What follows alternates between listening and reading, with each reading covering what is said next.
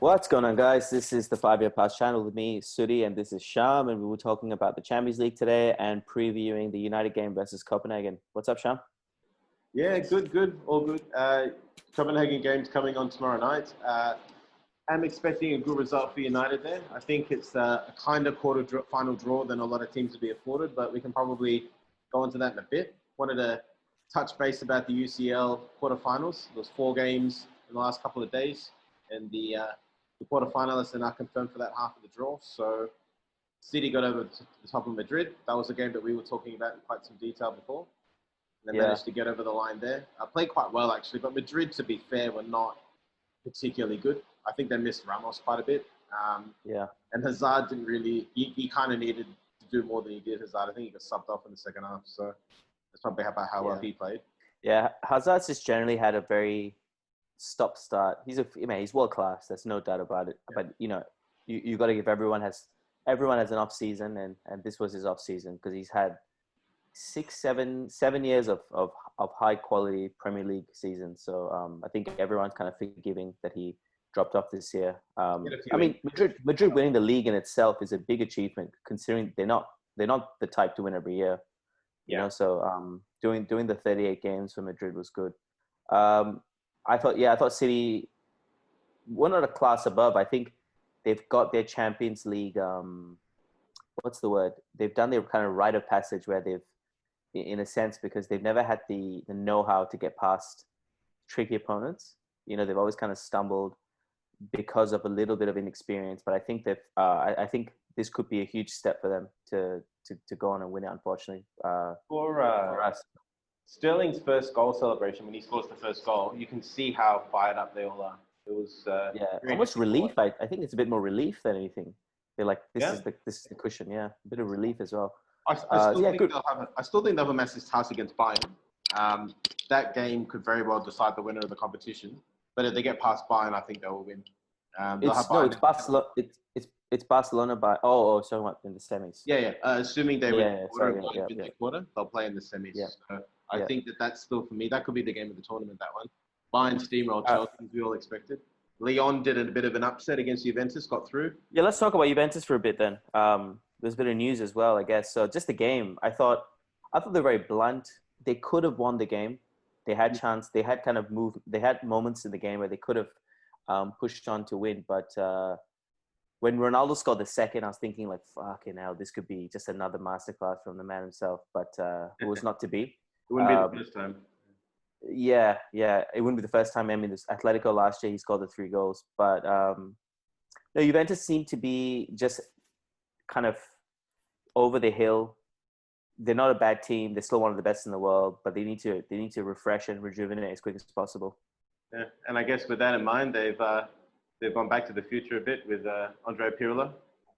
Maybe maybe slowly passed their way out. I mean, Sarri's been brought there to play a certain style, but you'd think that the style that they played that won all those tournaments, the Serie A's, I think it's 8 in a row now, that came from him playing that sort of marshalling quarterback type role. So it'll be interesting to see if he can bring his abilities as a player to being a manager. I don't know an awful lot about his managerial career, but there seems to be a trend nowadays. I think because a lot of these big name players are getting their coaching badges late in their career as opposed to after. So you see Gerrard, not that long a break, goes to Rangers, which is a big club in world football, 54 Scottish League titles. Lampard, obviously, with Derby and Chelsea. Zidane, you could argue, obviously that job probably a little bit earlier than you would think, but obviously he's done spectacular. But the difference there, I've just interrupt you. Difference there, he was under the tutelage of Ancelotti, so he probably kind of had a few steps earlier than more steps than the rest of them. True, and you're right, Madrid B team as well, and it's interesting because 15 years ago you look at guys like Wenger, Mourinho, even Sarri, who weren't footballers by profession. They came into coaching afterwards. Sarri, even in his 40s, was still working in a bank, which gives me hope. But the point is that it's interesting that we've gone to those sort of through to those super coaches with philosophies and back now the other way, where we're getting players getting to these types of jobs maybe a little earlier than we would have thought. Ollie's ascension at United's kind of the typical ex-player going back to his home country doing well, then coming to England, working his way up, and then getting to United. That's a bit more typical. Even Ferguson did that with Aberdeen before coming to United. He was a manager of a few other smaller Scottish clubs as well, obviously before Aberdeen as well. I wonder if football, like not just the Premier League, but the football is taking the NBA approach where they have the general manager, i.e. the sporting director, makes more decisions, and the coach, i.e. the manager, Oli or Pirlo now at Juventus, makes more in-game decisions. First team coach type of thing, as opposed to... Yeah, I think that was something I was thinking about. Is that the approach they're going to take? Because you just see this trend of, I mean, Ollie's, I wouldn't say Ollie's inexperienced, but he's not experienced. Lampard as well, taking some of the best teams in the world. Lampard is inexperienced. Arteta is inexperienced. Gerrard, Ollie not really, because he had a few seasons. Yeah, I mean, it goes to, that says something. If Ollie is the most experienced out of this kind of lot of managers, like even Gattuso's taken Napoli and Milan, but you wouldn't call him experienced. Yeah. Simeone and Filippo Inzaghi, Lazio and Fish. I can't remember the other team that Filippo Inzaghi taken, but you get my point. I just wonder if that's the approach. It was Sampdoria or something. Yeah, it's one of those. No, it starts with B. It's one of the lower. No, Buenaventura maybe. No. Yeah, that team that. Yeah, I can't remember how to pronounce that. I don't want to get it wrong. Let me just get it up here, just for the sake of quoting the name of the team. You're talking about Simeone and Inzaghi, right? No, so Simeone Inzaghi is the Lazio manager. Filippo Inzaghi is this other team. We're just talking about it. Simeone was a pro footballer. Benevento.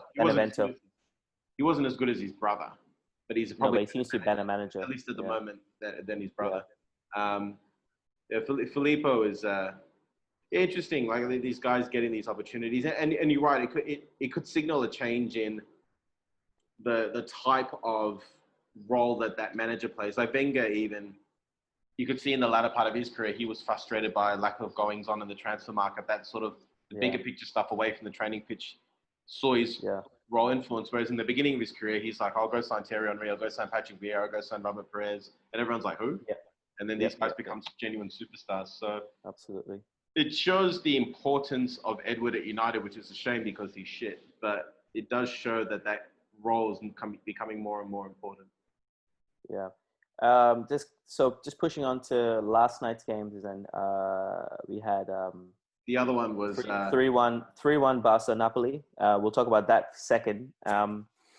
Jesus, who was the other one? Juventus, Bayern Munich, obviously. Bayern and Chelsea, yeah. Yeah, so Juventus, Bayern Munich, just kind of showing why they're probably the best team in the world right now. I say best team because they're the only team playing this season left. Liverpool is obviously up there as well. But no, man, Barcelona, so about Bayern Munich, I don't even think they hit second gear last night. Nah. It was really going through the motions, and it seemed to be enough to handle a Chelsea team that knew that they probably weren't getting through, and that can affect the way that you play the game. Yeah. But Lewandowski, I feel bad for Lewandowski, man, because he should have won the Ballon d'Or, and they cancel it. You just feel it's a bit of fraudulence going on there, a bit of corruption. But I know it's not. I know the COVID thing is something to be taken serious of. But it's unfortunate. He's probably the best striker in the world right now. It's strange because the English league finished, the Spanish league finished, the German league finished. They're probably the big four leagues, or three leagues. Italian league finished. It's only the French league that hasn't. And Neymar and Mbappe were never going to win it. So it's a shame. I mean, votes are votes, man. Votes are votes. You should be allowed to. You should be giving everyone. You've voted what football you've seen, and let's be honest. There are leagues like the Dutch league that shut down, but no one's going to vote for anyone from the Dutch league. With all due respect to it, I mean. Yeah. So and Messi last night. Well, I think before the video started, we talked about his goal where he dribbled past 4 or 5 players, and just pure poetry. I mean, the man. I'm not here to say like he's better than Ronaldo. I think it's stupid to even get into those discussions because they're both out of this world. But that was just pure Messi, what he did last night. Yeah, just the way he glided and jinked past 2 or 3 players, and then almost as he fell over, he can hit these incredibly powerful shots without backlift. And it's more astonishing because he's a man who's quite slight. Ronaldo doesn't have much backlift as well, but he's a big, strong fella, Ronaldo. Messi looks so lithe, and yet he's got this power, and the way he curled past the keeper, and the way the camera angle was right there to just show it. It's unreal. No, man. He's. I will say though, I do fear for their safety, the health and safety against Bayern. I just don't think they have much character and much belief to get past. They're a bit like Juventus at the moment. They're a bit struggling for identity and just a bit lost. Yeah. The manager's not got a lot of time. They will always have a chance because of Messi, but the smart money's on Bayern in this game, in that quarterfinal. Yeah, absolutely, and this is Bayern just seems to be doing everything right. I think Barcelona I just don't see him getting. I would like to. The romantic kind of side of me wants Messi to win another one. I'd love to see him lift one more before he. Yeah. You think if he lifts it now, this is probably his last chance. Barcelona are probably not going to rejuvenate before he leaves in the next 2 or 3 years. I hope they do. It's unlikely. Well, United need a right winger, so why not? I mean, if he came to United, Jesus, COVID would stop. The crowds would come back. Yeah. The Red Sea would part.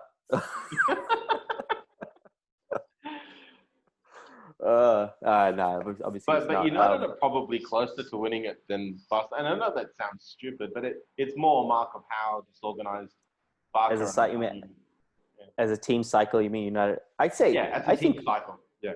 Yeah, I think United are in a better position than a couple. You could say a couple of these Champions League teams in the quarterfinals, arguably. Which again, we still need a bit of depth and all that kind of stuff. But it just goes to show where the cycle is for. You could say Juventus, Barcelona, even Madrid. Madrid will be in that kind of. They're in a weird moment now where their best players are their oldest players, and the likes of like Rodrigo and Casemiro haven't really stepped up to be game changers yet. I wouldn't say game winners because they have a couple of young center backs, but you get what I'm trying to say. Where I do feel bad for Varane because I think Rafael Varane is next to Ramos and Van Dijk one of the top 5, if not 10 center backs in the world. Really he's young. A beast. He's only 23. He's been around forever. How old is he? Yeah, I remember the. Did you say 23?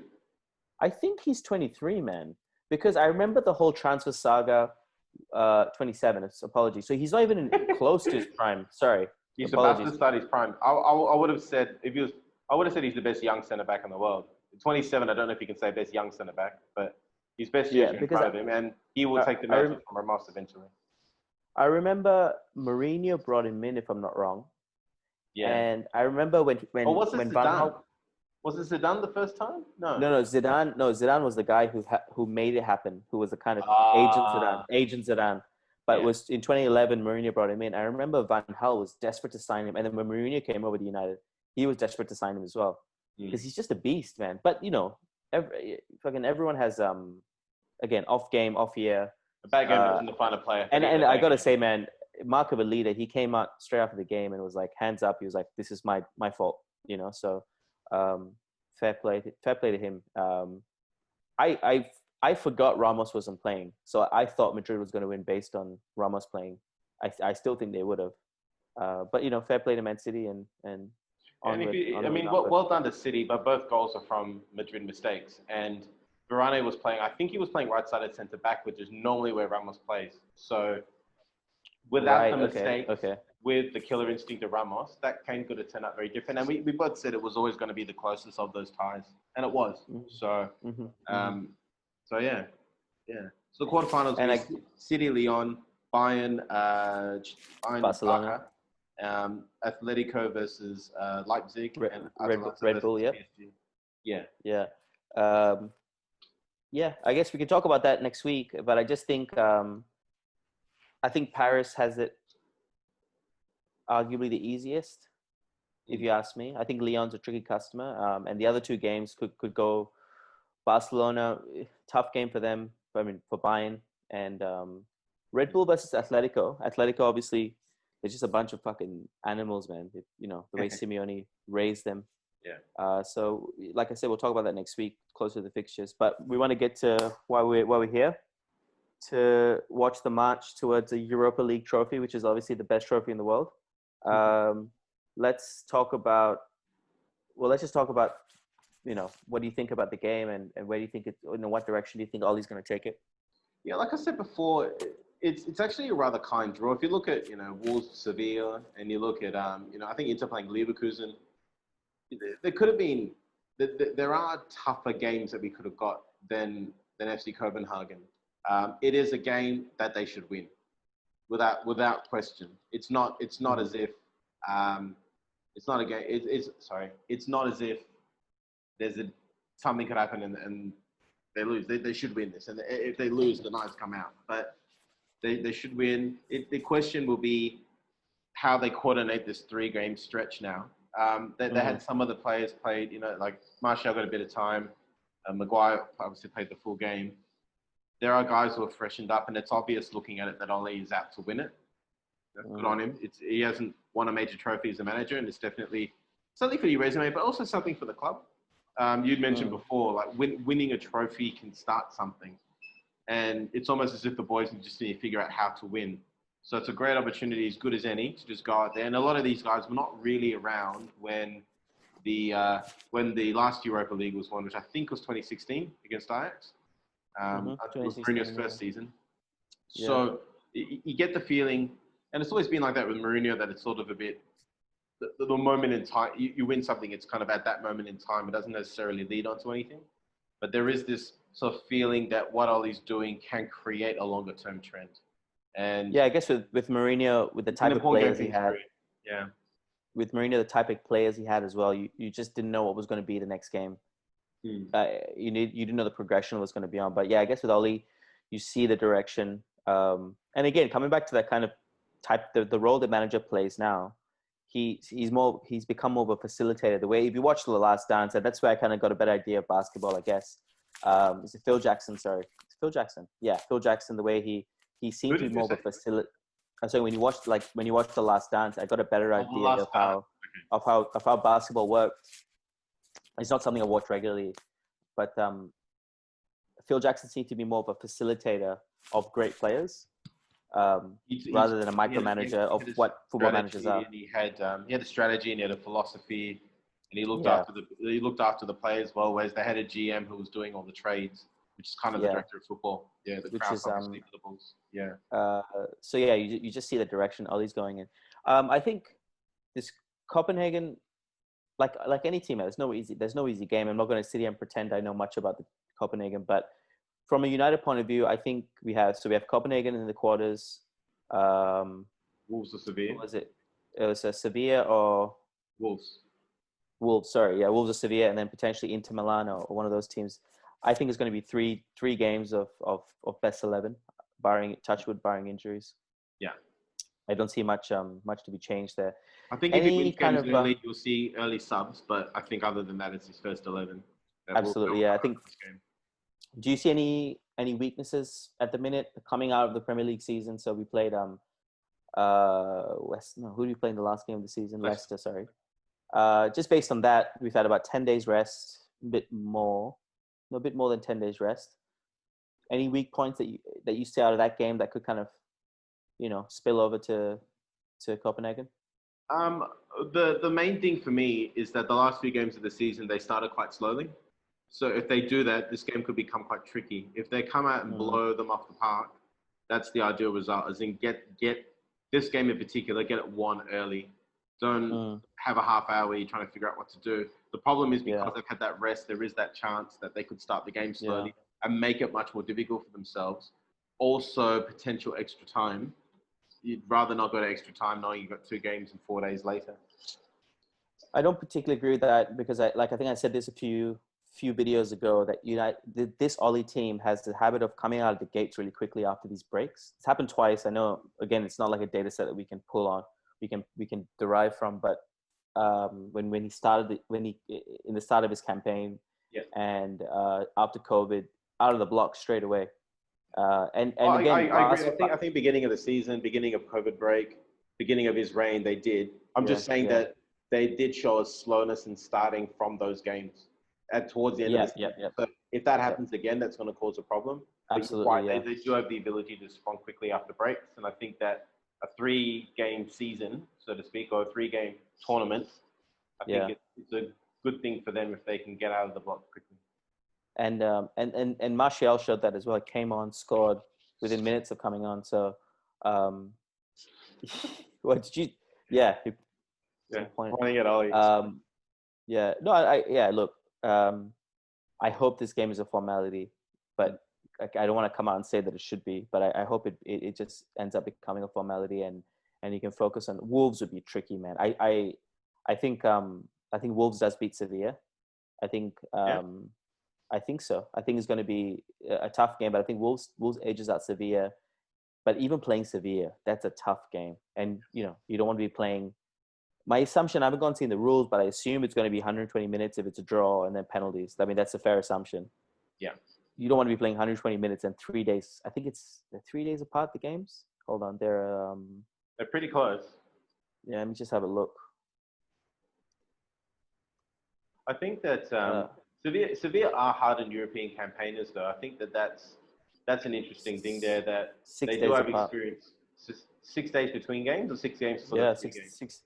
No, it's 6 days. So if we win tomorrow, it's 6 days. Yeah. Yeah. I think what they're doing now is that with they're playing obviously the UEFA Cup, then the Champions League, then the UEFA Cup, then the Champions League. So rather than having sort of a round of fixtures and then a round of fixtures, I think that a little bit of extra time does help a team like United that are relying fairly heavily on their first 11. I think that could play into United's hands potentially. Yeah. Other than 3 or 4 day breaks, if it's 5 or 6, I think that will help. Yeah. So as far as this game is concerned, let's talk about lineups and predictions.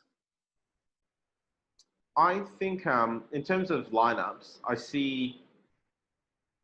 think it'll go 4-2-3-1. I think for the 4-2 and Bruno will play. So I think the back four and Romero will play.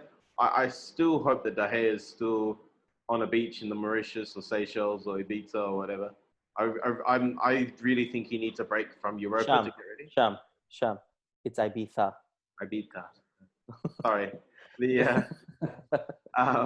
So back four, I think they'll play Williams and then Williams, Maguire, Lindelof, Lusaka. I think that he'll either be Matic or McTominay, depending on how they feel about Matic, but probably Matic and Pogba and Bruno. I think the changes will be around the front three. I think that I do think Igalo's a chance. It is the first Europa game he didn't score, so that's a drought by his standards. And but they'll probably go for Martial, Rashford, and Greenwood. But I wouldn't be surprised if Igalo played. I wouldn't be surprised if Lingard played. It depends on how those guys are feeling. Yeah, that's interesting. Actually, I was actually thinking. I had in my head that Lingard. You might see Lingard out on the right. I had it in my head. I mean, a bit of extra rest, maybe 30 minutes for Greenwood. To be fair to Lingard, they're wrapping him in cotton wool as much as they can. Greenwood, definitely. Yeah, they're what? Sorry. They're wrapping him in cotton wool. They're looking wrapping cotton wool. Yeah. And to be fair to Lingard, I think it's interesting since he's come out and said that stuff about his mental health, and respect to him for doing it. I think no one should hide. No one should hide what they're feeling in terms of their mental health. Come seek help and all that kind of stuff. We both have at any times in our lives, we've gone through that sort of stuff. But he's kind of a change. I see his body language has kind of changed. It's only been 2 weeks, I know. But whatever he's done, he looks fresher. He looks whatever he's done just by saying it, maybe just by saying it out loud. He seems a changed man. He did the interview with this TV presenter. I don't know her name, but I think it's a mental health podcast, and I just watched bits of it. And he does just seem kind of, the world is not as bad as it seems, and he kind of, after he's scoring those 2 goals and everything, he probably feels himself like, oh, my life's just kind of coming back together after about 18 months of bad stuff. I feel, I'm not qualified to talk about mental health. You have more qualification than me, studying what you're studying. But half of the problem is acknowledging it and just saying it. So that itself can take off a lot of weight. And yeah, I know, like myself, last sort of 12 months, there's been a period where I was struggling with that sort of thing. And just knowing that there are people around you backing you and being able to say, look, there's a problem and I need to fix it, that in itself can create a solution. And the solution for him is to get out there in the field, to run around. The goal against Leicester is, the scrap is, it's not a quality finish. He stole the ball and tapped it in from 20 yards with an open goal. But what that can do to a human being in terms of unlocking something. Absolutely, yeah. Yeah. You feel for someone who's gone through that. I don't think he won any sorry for him, but I think he definitely feels like, I just want another chance. And given that, he'll put everything he has into it. Because the kind of trademark of his game, and I have been very critical of him with his social media stuff. And I think it was the start of last season when I can't remember exactly when it was. It was a summer. It might have been the summer break coming up to this season where he was posting himself in Dubai and blah, blah, blah. And United just had a terrible season. I think he had been horrific with his off-field stuff. But the kind of trademark of his game was he's happy. He's kind of Dwight York-esque, smiling and jovialness. And to see him kind of hopefully get back to it. I hope he does play, man. I hope he starts and plays as well as he can play against Copenhagen. Probably a couple of things. Sorry to interrupt. Probably a couple of things. No, it's fine. The first thing is that he is kind of he's a workman-like player who acts a bit like a star. You know, like Pogba's got a star quality and Rashford's got a star. Lingard doesn't necessarily have that. He's a bit more John O'Shea than Paul Pogba, you know, in terms of his playing style. Even though he's an attacking player, he has a role. He's not a team guy you're going to build a team around. The other thing is, you talked a couple of times about his off-field stuff. Sometimes when you're going through difficult times, you can sometimes focus on the things you have, and he'll have a few pennies to his name being a United player. Maybe that's found some sort of solace in, you know, that spending the money that he had, because on some level, whether he knew it or not, he was feeling down. Yeah, but you know, fair play to him, and I don't want to dissect his life too much and his privacy and all that, but fair play to him, and I hope he does. Whether he stays or not, I think I'm sure. I hope everything goes well for him and his family and whatnot. So coming back to United, the game. So what do you think for scoreline? I'm going for 3-0. I'll go for 3-1. I think Copenhagen have a goal in them as well. I was going to say 3. You're thinking the exact same way I am. I was going to say 3-0, but I think they have a goal in them. So I was thinking 2-1 or 3-0. I was watching. Regards to the score, I think it'll be fairly comfortable. I don't see too many obstacles. If it's a 2-1, it's going to be an easy 2-1. I will go for 3-0 though. Okay. All right. Are we good? Yeah, we're good. Probably there was one more thing I wanted to chat about. Go on. Yeah, just given Sanchez going, there are a few clubs in world football today that have their own Alexis Sanchez. So when I say that, you know, star players and high wages that aren't necessarily getting game time, you know. I like that. Let's your Ozils. Yep. A few others around. I had a few in my head. I mean, James Rodriguez. No one's wanted him for a very long time. Poor guy. A few other names. Götze will be in there. Unfortunately, has he gone back to Dortmund? I don't even know. I think he's been asked to leave Dortmund this year. He's been asked to leave during the summer or at the end of next season. No, I'm not really sure. Sorry, I'm just. Actually, no. You know what? I do remember this. Just hold on one second. He's done. He's done. He's left Dortmund. Left Dortmund or he left Bayern Munich? No, Götze is at Dortmund and he's left Dortmund. Was at Dortmund this season. Oh, he's completely okay. Because then he went from Dortmund to Munich to Dortmund, and then he's gone now. He has Götze. Unfortunately for him, he has a metabolic illness. Like a hormonal thing. Yeah, that makes him get really tired and put on weight. I don't actually know what it is, but I remember reading about it, and I've just gone to his Wikipedia page, and fever, is it? They've just said metabolic illness again. And I remember it was something about him putting on weight, which is why he's quite a round guy, and like he's got that Luke Shaw body. He's got a solid body, yeah. Yeah, he's got that Luke Shaw way. He looks pudgy, and he's probably more pudgy than Luke Shaw because of his illness.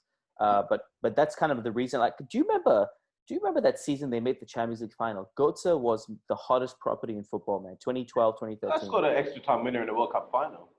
Yeah. I mean, that leading up to the 2014 final, he was the best player in world football. He's the best number 10, if not the best false nine. Yeah. Besides Messi, obviously. But like who else would be high wage? Shouldn't be sticking around. Sanchez, Götze, Bale. I put Ozil. Rodriguez there. Coutinho. Dembele. As in Barcelona, Dembele. He's not really setting the world on fire. Is he Griezmann?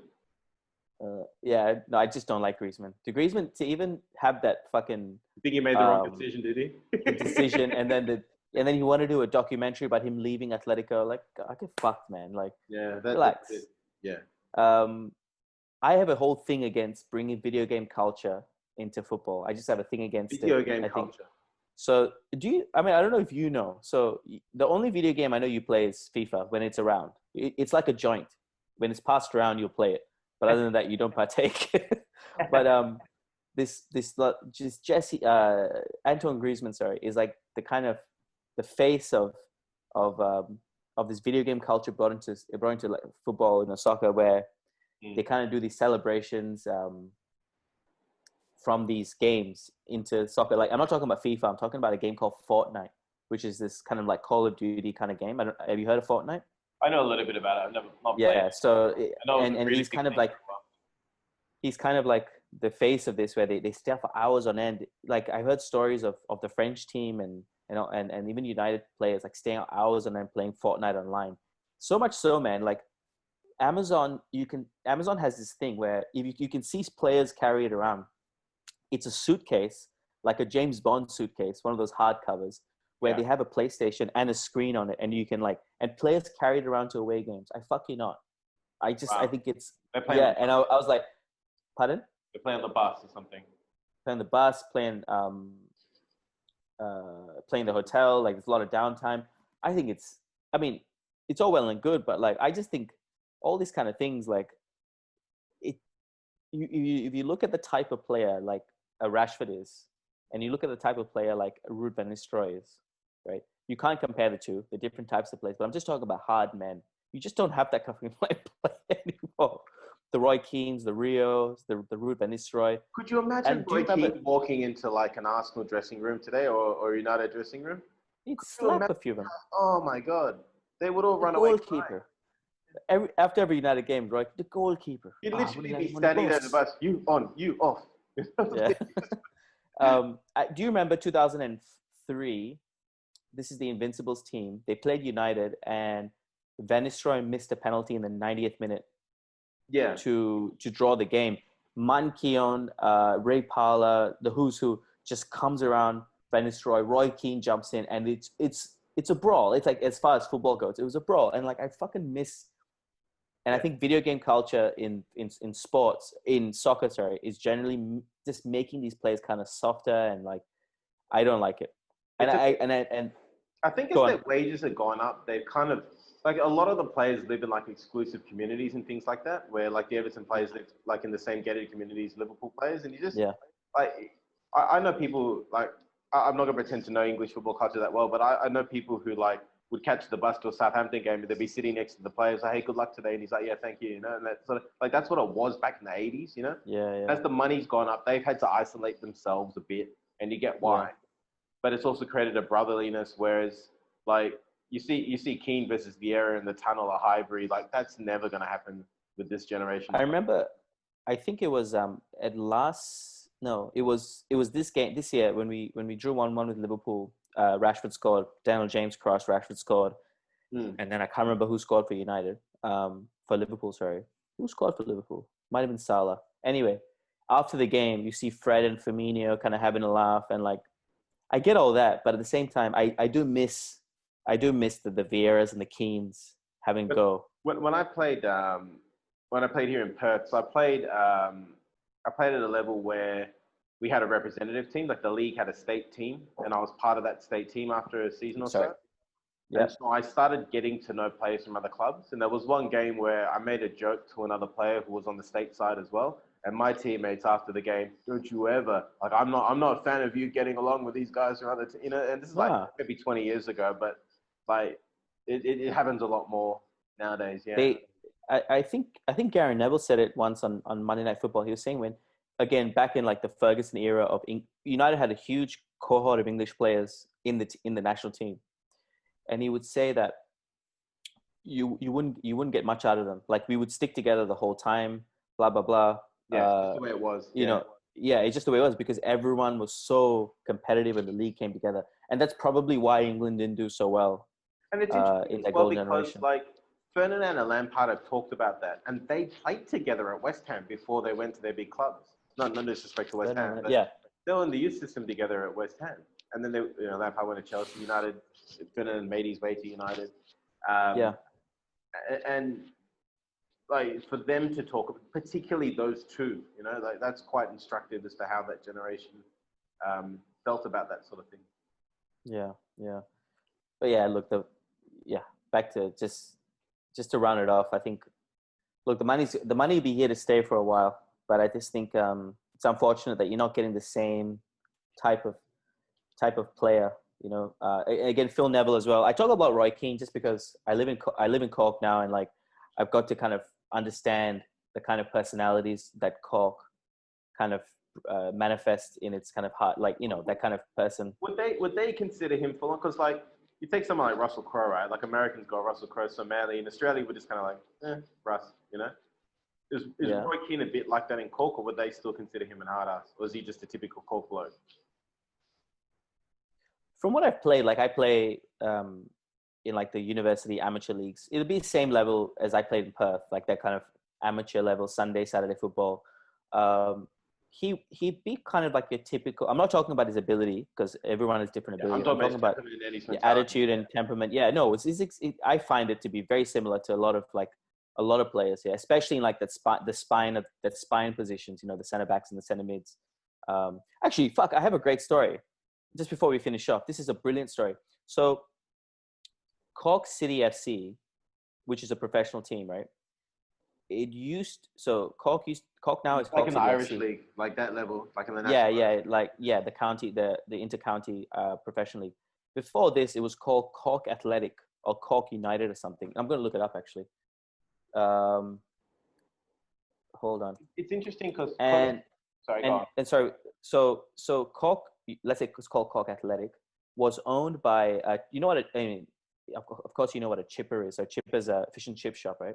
So Cork Athletic was partly owned or fully owned. Cork Celtic, sorry. So Cork Celtic was fully owned or partly owned by the guy who owned the most famous chipper in Cork, which is still down the road from here. It's called Jackie Lennox. Okay, so Jackie Lennox is this massive family business, and the grandson or the son of the first owner of Jackie Lennox was my team manager. His name is Brian Lennox. He was telling us the story, right? George Best used to play for Cork Celtic, and George Best would come to collect his paycheck from his house, and he would just go to the backyard and have a kick around with Brian. And I was like, "What? George Best?" He was like, "Yeah." I was like, "George Best used to come, like, collect the paycheck, come around the backyard, like, have a little chat with us, have a cup of tea, have a little kick around, and he'd leave." So sorry, this guy was a chippy, and he was involved with Cork Celtic, and then the players. So the chippy was one of the part owners of Cork Celtic. So to collect the paychecks, the players would come to the guy's house. Don't ask me the legalities of all this, but George Best was one of the players, and he would come around to the house and he just have a kick around with Brian, who would have been a kid at the time. Yeah. And I'm like, what? That's insane. Wow. I mean, that's like, oh wow! I think incredible story. Yeah. And George Best, for me, like at his best was up with your Cruyffs, up with your Beckenbauers, like up at that level. At his very best, you could have put him alongside guys like Maradona and Pele, but they call him the greatest man never to play the World Cup. My favorite George Best quote, or there's two. But the first one is, I spent most of my money on women, booze, and cars, and I just wasted the rest. I squandered the rest, yeah. My favorite quote is, they said I slept with 7 Miss Worlds. They were wrong. I only slept with 4. And the last one to end this off, I once quit smoking and drinking. It was the worst 2 hours of my life. All right, on that note, this is an extended 5-yard pass episode talking about Europa, Champions League, and George Best. Thanks so much for watching, guys. Don't forget to like and subscribe, and keep passing. see you later, guys. Cheers.